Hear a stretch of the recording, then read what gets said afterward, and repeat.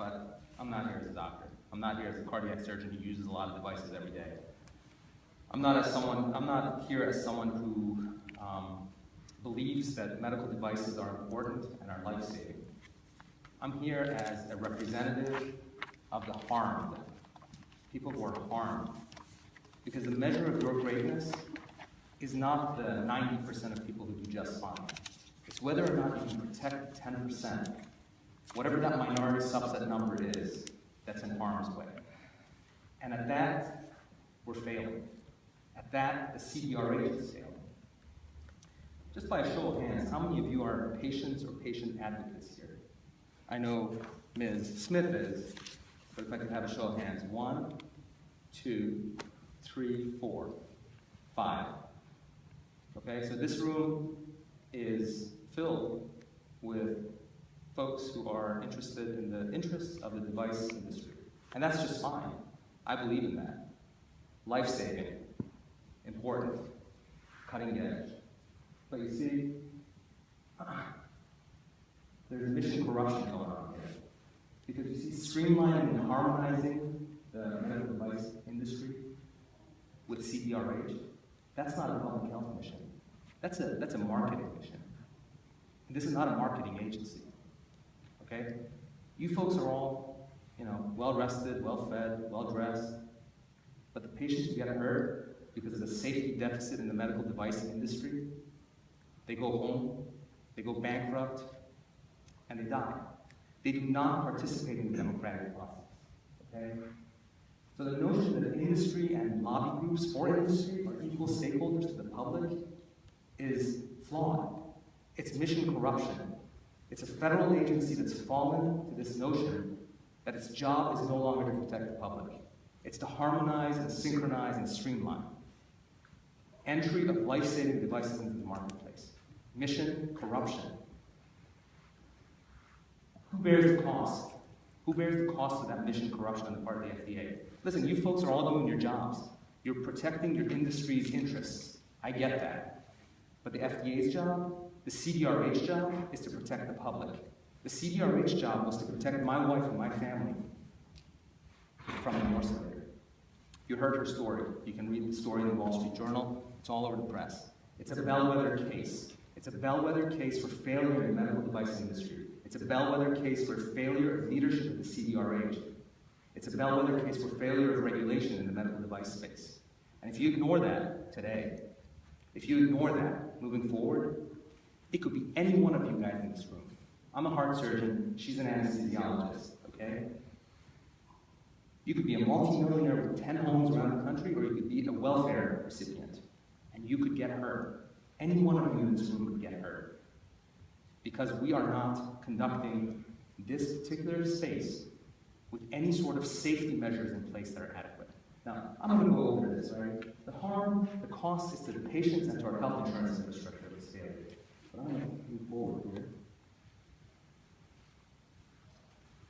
4 checkpoints. We've identified 4 checkpoints. Checkpoint number 1, insufficient pre-market risk assessment. Now, most of you folks are familiar with 510K. I've read what 510K is. The letter of the law does not provide any platform for risk assessment. The FDA could come out and say, moderate risk, low risk, high risk. The law does not provide a platform for risk assessment. That means that depending on who's sitting at the wheel, who's sitting at the con, who's sitting at the radar screen, it could be completely subjective. What device goes through 510K and what doesn't? What's the consequence? Subjectivity. Okay? This year you could have Dr. Peter Lorre sitting in the FDA who listens to patients who got harmed. But next year, who knows who's going to be at the con? Maybe no one. Who pays? Unsuspecting patients. Our health insurance infrastructure. None of you folks pay for this. No one in the medical device industry or its lobby groups is paying for this. My family is, and our health insurance infrastructure is. Checkpoint number 2, a failure. There is an insufficient or absent window of post-market surveillance. The FDA has a jurisdiction to require surveillance of every single device that makes it into the marketplace. What percentage of medical devices do you think actually get subjected to active surveillance, even for a short temporary window of time, almost a negligible number. I'm a heart surgeon. I know this. I work with devices and play with them all day, every day. Dangerous, faulty medical devices enter the marketplace and they stay there.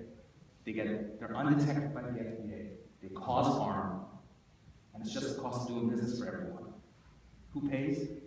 Unsuspecting patients. Our health insurance infrastructure. Your health insurance infrastructure. Not industry. You don't get a pay cut. You don't get a pay cut for a failed device.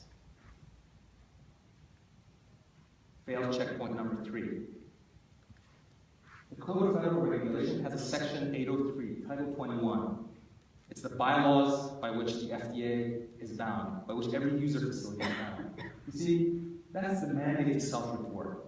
It's directed to the user facilities, the manufacturers, and I believe also to the practitioners. What percentage of folks do you think self-report? Do you think this morcelator disaster was self-reported? Hell, they put up a fight right in this room. They wanted to convince everybody that the morcelator was actually safe. It's actually in the interest of public health to morcelate someone's uterus.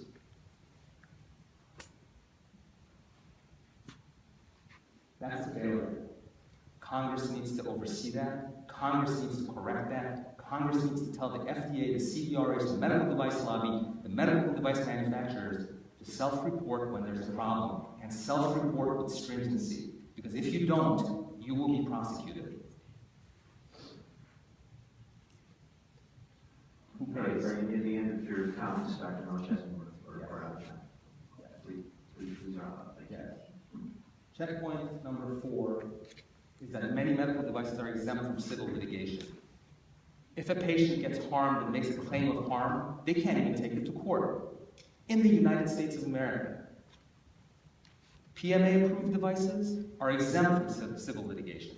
If you're a patient and you feel like you got harmed, in the United States of America, in the year 2015, you can't even seek justice. I think most of you guys know what happened during World War II and what this country went up against. That sounds a heck of a lot like that to me.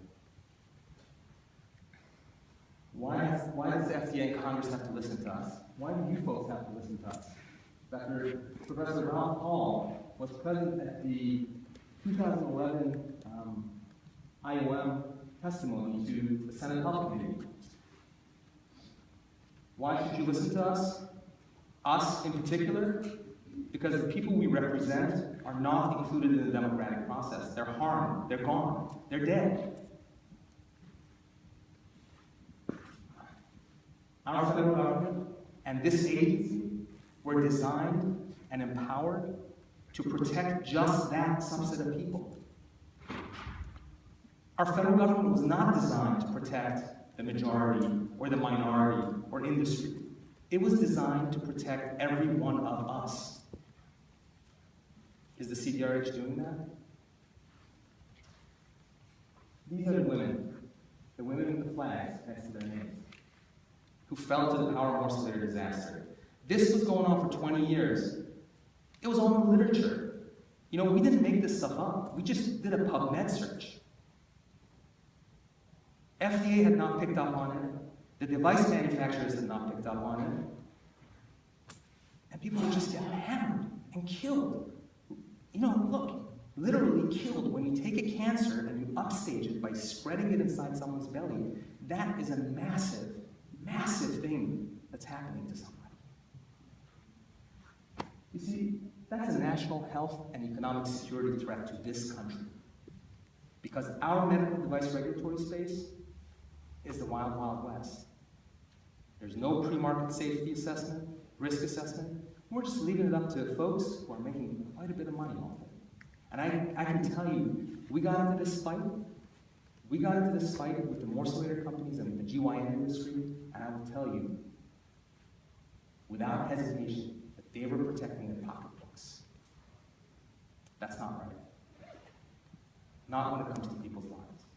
If you're selling tires, if you're selling batteries, maybe.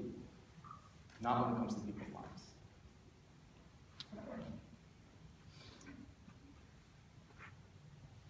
Thank you.